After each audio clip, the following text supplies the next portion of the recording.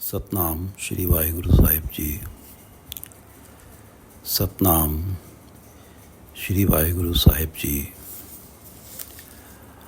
गौड़ी कबीर जी। दे मुहार लगाम पहरावों,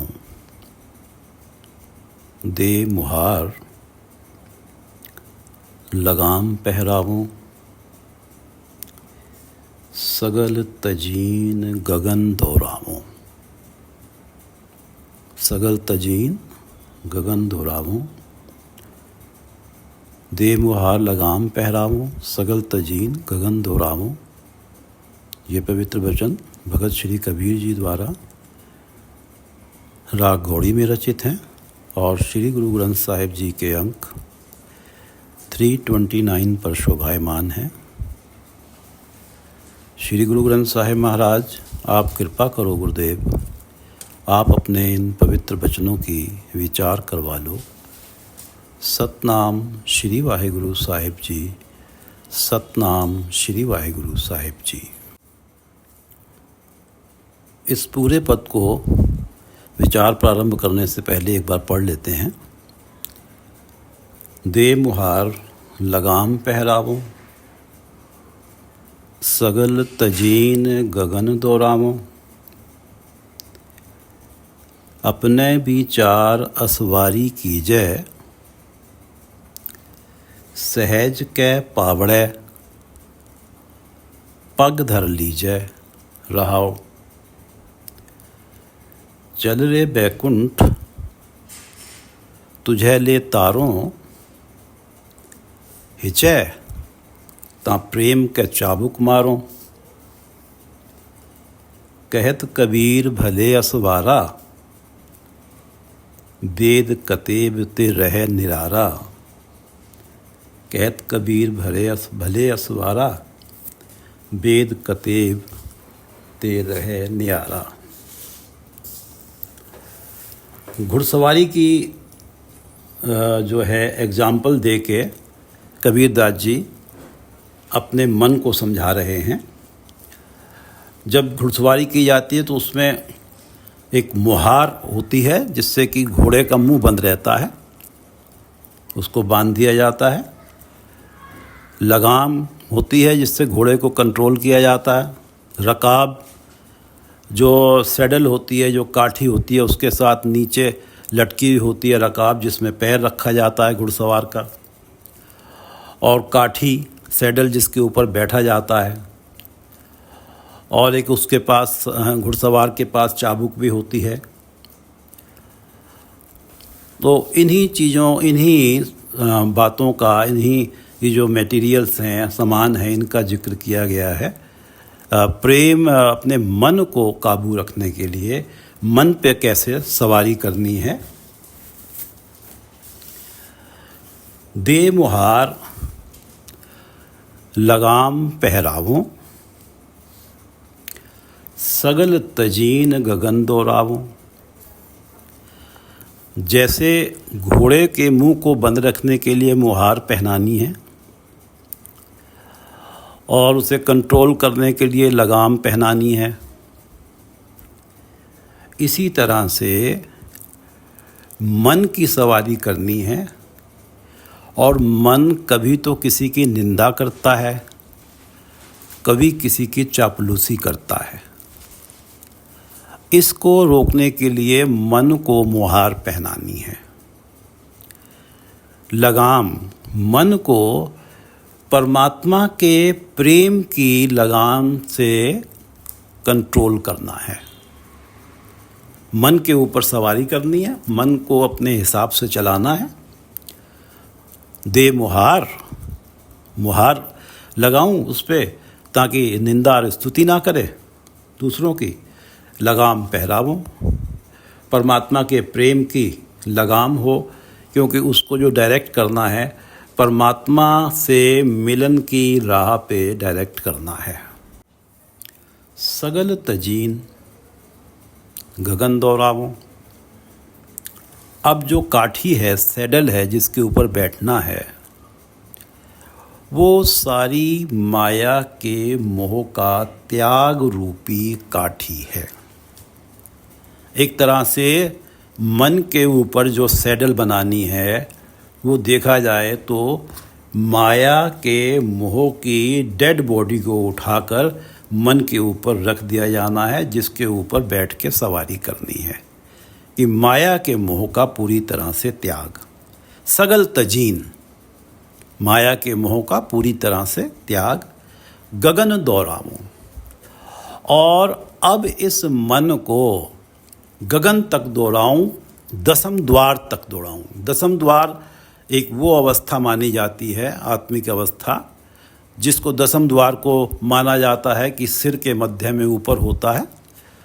तो वहाँ जो पहुँच जाते हैं दसम द्वार पे, जिनका ध्यान पहुँच जाता है, सभी शास्त्र बताते हैं कि उनका मतलब मेल परमात्मा के साथ होता है, उनका ध्यान परमात्मा के चरणों में लगता है। सगल तजीन गगन दौड़ाऊं, मैं भी अपने मन को दसम द्वार की तरफ दौड़ाऊं, मन रूपी घोड़े को दसम द्वार की तरफ दौड़ाऊं।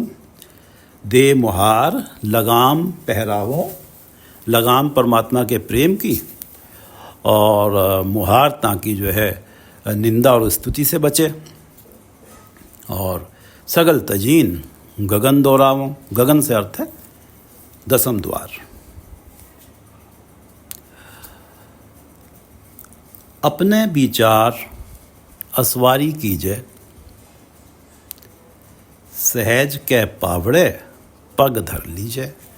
अपने विचार, ये हमेशा ध्यान रखना है कि अपना विचार, मैं क्या हूँ। मन को हमेशा याद रखवाना है कि मन तू ज्योत स्वरूप है, तू परमात्मा का ही अंश है। अपना मूल पहचान, इसको हमेशा याद रख कि तू परमात्मा का ही अंश है। मन तू ज्योत स्वरूप है, अपना मूल पहचान। मन को हमेशा याद रखवाना है कि तू परमात्मा का अंश है, तेरा मूल परमात्मा है। और ये जो दौड़ चल रही है, ये अपने मूल से मिलने की दौड़ चल रही है। अपने विचार कि मेरा मूल क्या है, असवारी कीजिए। मन को ये ध्यान में रखवाते हुए ही सवारी करनी है, दौड़ाना है गगन की तरफ, दसम द्वार की तरफ। अपने विचार असवारी कीजिए, सहज के पावड़े पग धर लीजिए। पावड़े रकाब, जिस पे पैर रखने हैं, और वो रकाब जो है वो सहज की बनी हुई है। सहज वो अवस्था होती है जिसमें मन परमात्मा के चरणों में टिका हुआ है, और कोई भी बाहरी जो डिस्टरबेंस है या अट्रैक्शन है, वो उसको परमात्मा के चरणों से हटा नहीं पाता। ये सहज की अवस्था है। जो पावड़े, जो रकाब है, वो सहज की अवस्था की बनी हुई रकाब है, और उसमें पग रखना है। पग कौन सा रखना है?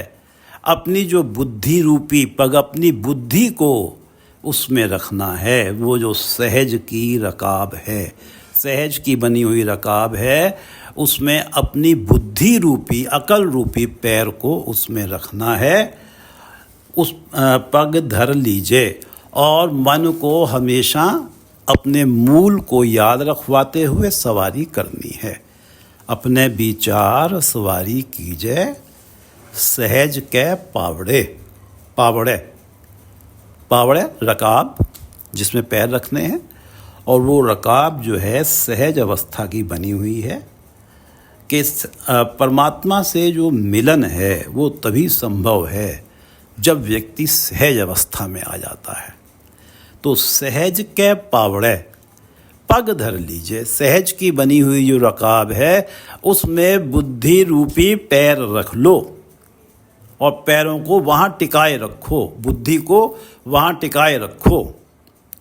अपने विचार असवारी कीजिए, सहज के पावड़े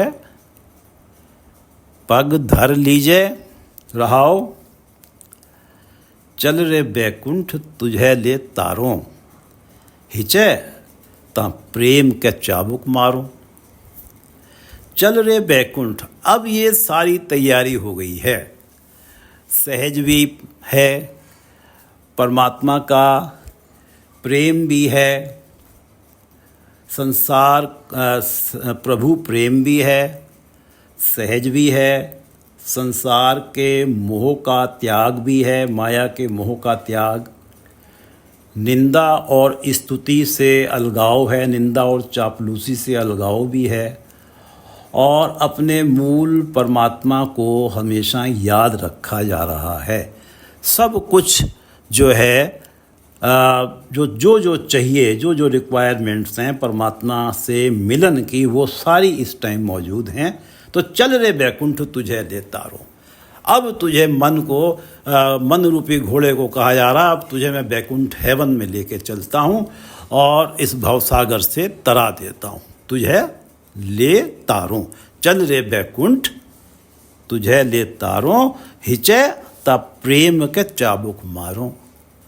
और जहाँ तू दौड़ रहा है, जरा सा भी हिचकता है, जरा सा भी जो तेरे जो सहज के पावड़े पग धर लीजे वाली जो अवस्था है, तो वहाँ से अगर जरा सा भी डोलता है तो प्रेम के चाबुक मारो। परमात्मा के जो प्रेम याद दिलाने के लिए एक प्यार भरे चाबुक मारूं, तुझे हमेशा याद दिलाऊं कि वो परमात्मा जो जब तू माँ के गर्भ में था तब से लेके आज तक उस परमात्मा ने तुझे क्या क्या दिया है। इस स्थिति को हम ऐसे समझ सकते हैं कि जैसे बच्चे जो ग्रैंड पेरेंट्स से मिलने जाते हैं, बहुत दूर रहते हैं गर्मी की छुट्टियों में, और वहाँ जाके ग्रैंड पेरेंट्स उन्हें बहुत प्यार करते हैं, जो चाहते हैं वो उन्हें देते हैं, जो खेलना चाहते हैं खिलवाते हैं, उनके साथ पूरा टाइम स्पेंड करते हैं उन छुट्टियों में, वो बड़े खुश रहते हैं। उसके बाद फिर अगली छुट्टियाँ आती हैं, फिर उसके बाद आती हैं, धीरे धीरे वो बड़े होते हैं। तो जब वो बड़े होते हैं, उनके इंटरेस्ट वहाँ बनते हैं, उनमें वो ना नुकुर करते हैं। इस बार हम वहाँ गांव में अपने ग्रैंड पेरेंट्स से मिलने नहीं जाएंगे, तो माता पिता जो हैं उनको वो पुरानी यादें याद दिलाते हैं, उन्होंने कितना प्यार किया था, तुम्हें कहाँ ले गए थे, जाने क्या क्या किया, तो वो सब याद दिला के फिर उनका मन बना देते हैं कि चलो मिलने चलते हैं। हिचे अगर जरा सी भी हिचक आती है, इधर उधर होता है, तो परमात्मा का प्रेम उसे याद दिलाऊं। प्रेम के चाबुक, परमात्मा ने कितना प्रेम परमात्मा कर रहा है, उस प्रेम को याद दिलाऊं। प्रेम के चाबुक मारो, चल रे बैकुंठ तुझे ले तारों, हिचे ता प्रेम के चाबुक मारो। कहत कबीर भले असवारा, वेद कतेब ते रह निरारा। कबीरदास जी कहते हैं कि असवारा, ये जो सवार है जिसने अपने मन की दौड़ लगाई है और उसे मन रूपी घोड़े को गगन तक ले गया है, दसम द्वार तक ले गया है, ये भला सवार है, ये अच्छा सवार है, अच्छा राइडर है, और इसने परमात्मा से जा मिला है। और इसकी ये भी अवस्था है साथ के साथ, वेद कतेब ते रह निरारा। ये वेदों में बताए हुए कर्म कांडों के बंधनों से अलग है। कतेब जो इस्लामिक ग्रंथ हैं, उनमें बताई गई जो शरीयत है, शरा, उसके बंधनों से अलग है। वेद कतेब ते रह निरारा। पिछले पद में उन्होंने स्मृतियों को बहुत बड़ा बंधन बताया है। तो इन चीज़ों से, इन बंधनों से जो जिन्हें कबीरदास जी सिर्फ दिखावे के कर्म कांडों को सिर्फ दिखावे का बताते हैं, अगर राम नाम साथ में नहीं है। कबीरदास जी का कहना है कि जैसे शून्य रख दिए जाते हैं, कर्म कांडों को उन्होंने कहा है कि शून्य रख दिए गए हैं, एक जीरो, दूसरी जीरो, तीसरी जीरो, चौथी जीरो, चाहे कितनी भी जीरो लगा दो, इनकी वैल्यू तभी होगी जब पहले इनके एक रखा जाएगा, और वो एक है राम का नाम, परमात्मा का नाम। परमात्मा के नाम के बिना जो ये बंधन हैं कर्म कांड के, इनसे ये सवार अलग रहता है और परमात्मा से मिलन प्राप्त कर लेता है, क्योंकि ये भला सवार है, अच्छा सवार है, निपुण सवार है। कहत कबीर भले असवारा, वेद कतेब ते रह निरारा, दे मुहार लगाम पहरावों, सगल तजीन गगन दोरावों, अपने विचार असवारी कीजै, असवारी सवारी, सहज के पावड़े पग धर लीजे, रहाओ। चल रे बैकुंठ तुझे ले तारों, चल रे बैकुंठ तुझे ले तारों, हिचै ता प्रेम के चाबुक मारों, हिचै ता प्रेम के चाबुक मारों। कहत कबीर भले असवारा, कहत कबीर भले असवारा, वेद कतेब ते रह निरारा, वेद कतेब ते रह निरारा। गौड़ी कबीर जी जह मुख पाँचों अमृत खाए, जह मुख पाँचों अमृत खाए, तह मुख देखत लूकट लाए, तह मुख देखत लूकट लाए, जह मुख पाँचों अमृत खाए। पाँचों अमृत, खान पान में 5 अमृत माने जाते हैं: दूध, दही, घी, शक्कर और शहद। दूध, दही, घी, शक्कर और शहद। जह मुख पाँचों अमृत खाए, जिस मुख से सारी उम्र तू ये अमृत रूपी ये जो पदार्थ हैं इनका रस लेता रहा है, इन्हें ग्रहण करता रहा है, जह मुख पाँचों अमृत खाए, तह मुख देखत लूकट लाए। अब हमारे सामने देखते ही देखते, जगत के देखते ही देखते, तह मुख देखत लूकट लाए। अब जब प्राण निकल जाते हैं तो उस मुख को, उस शरीर को चिता के हवाले कर दिया जाता है। लूकट जो जलती हुई लकड़ी, तह मुख देखत लूकट लाए। देखते ही देखते उसको, जब शरीर त्याग होता है तो उसको चिता के हवाले कर दिया जाता है। जह मुख पाँचों अमृत खाए, तह मुख देखत लूकट लाए। एक दुख राम राय काटो मेरा, अगन दहे और गर्भ बसेरा। कबीरदास जी कह रहे हैं कि शरीर तो चिता के हवाले कर दिया जाता है या कोई कब्र में दफन कर देते हैं, लेकिन चिता में अगर जलाना ही है तो मेरी जो तृष्णा की अगन है इसे जला दो। और बार बार गर्भवास होना, बार बार जन्म लेना, फिर मरण होना, इस चक्र को जला दो। दह, दह, इसे जला दो। अगन और गर्भ बसेरा, दह।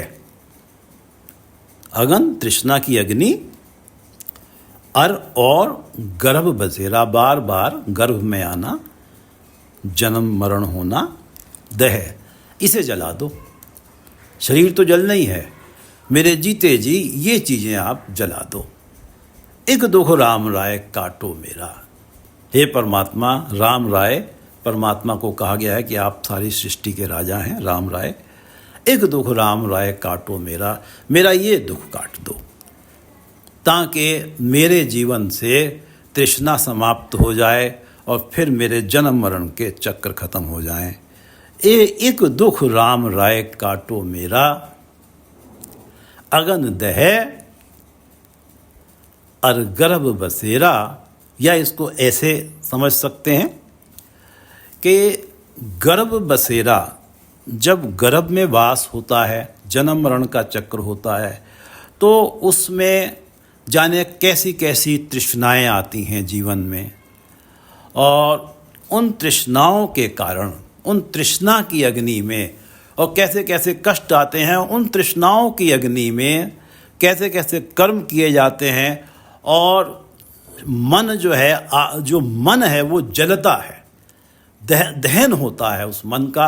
और ये दहन होना इन जन्म मरण के चक्र के कारण, तृष्णा के कारण मन का बार बार दहन होना, ये मेरा दुख काट दो। एक दुख राम राय काटो मेरा, अगन दहे अर्गर्भ बसेरा।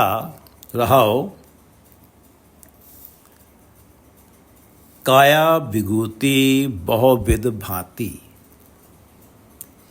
को जारे को गडीले माटी। काया विभूति, काया का जो निस्तारा किया जाता है शरीर का मरने के बाद, उसका जो पांचों तत्वों में मिलाने के लिए क्या क्या किया जाता है। काया विभूति, काया को बिगाड़ने के लिए, काया को बिगाड़ के वापस मिट्टी बनाने के लिए काया विभूति बहुविध भांति, कई विधियों से काया का निस्तारा किया जाता है।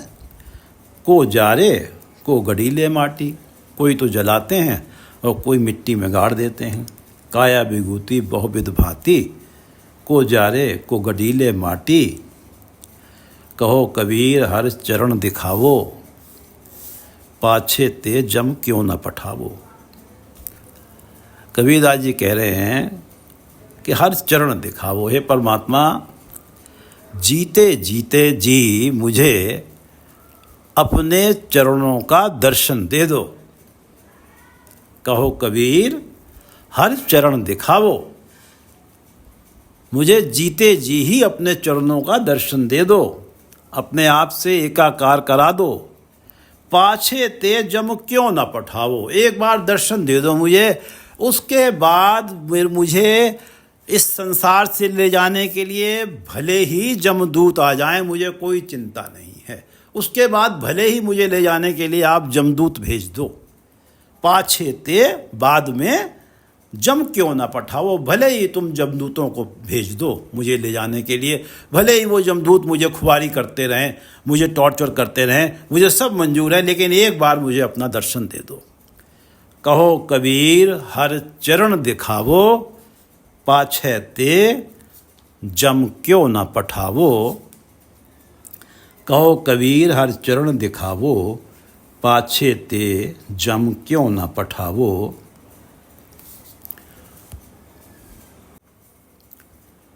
दे मुहार लगाम पहरावो, लगाम परमात्मा के प्रेम की लगाम, प्रेम की बनी हुई लगाम। दे मुहार लगाम पहरावो, सगल तजीन गगन दोरावों। और माया के मोह को तजना, सगल तजीन गगन दोरावों, तो मन की दौड़ दसम द्वार तक जाती है। अपने विचार असवारी कीजिए, और मन को हमेशा याद रखवाना है कि तू परमात्मा का ही अंश है, तेरा मूल परमात्मा ही है।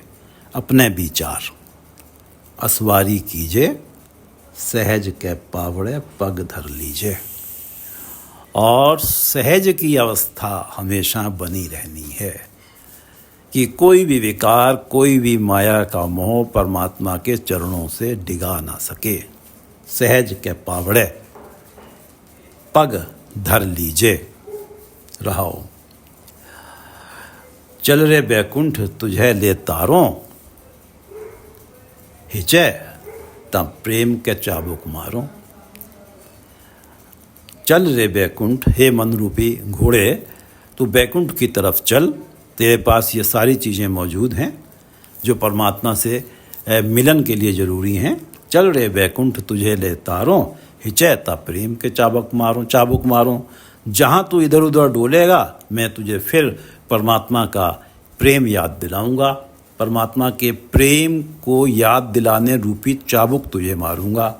चल रे बैकुंठ तुझे ले तारों, हिचै ता प्रेम के चाबुक मारों। कहत कबीर भले असवारा, वेद कतेब ते रह निरारा। ये जो सवार होते हैं ये ही निपुण होते हैं। कहत कबीर भले असवारा, और ये जो सवार होते हैं ये वेद के बंधनों से और इस्लामिक पुराण कतेब के बंधनों से निरारा मुक्त रहते हैं। कहत कबीर भले असवारा, वेद कतेब ते रह निरारा। गौड़ी कबीर जी जह मुख पाँचों अमृत खाए, जह मुख पाँचों अमृत खाए, तह मुख देखत लूकट लाए। देखते ही देखते उस शरीर को, उस मुख को अग्नि के हवाले कर दिया जाता है, लकड़ियों के हवाले कर दिया जाता है। जह मुख पाँचों अमृत खाए, तह मुख देखत लूकट लाए। एक दुख राम राय काटो मेरा।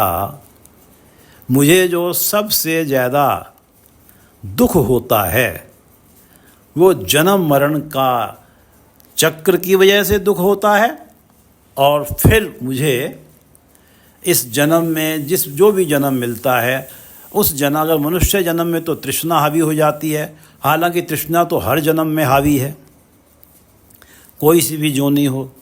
अगन दह और गर्भ बसेरा, मेरे जीवन में से गर्भ बसेरा, गर्भवास और तृष्णा की अगन का दहन कर दो।